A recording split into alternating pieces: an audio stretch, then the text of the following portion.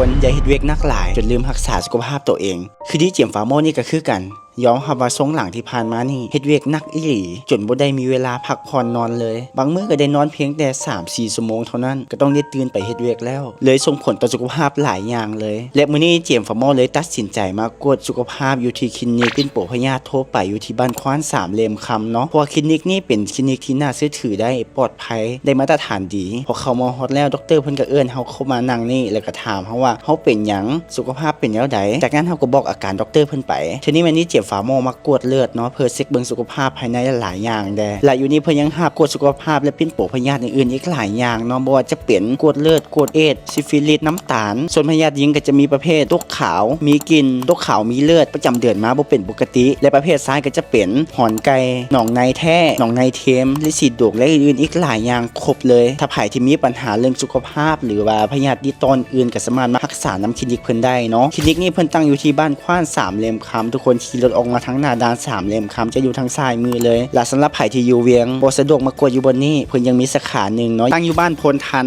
เมืองไซเชียฐานนครหลวงเวียงจันทน์คือทุกคนฮู้กันนี่แหละสุขภาพเฮานี่สำคัญอีหลีอย่ามัวแต่เฮ็ดเวียกลิ้นกินฟุ่มเฟือยหลายจนลืมรักษาสุขภาพตัวเองเนาะ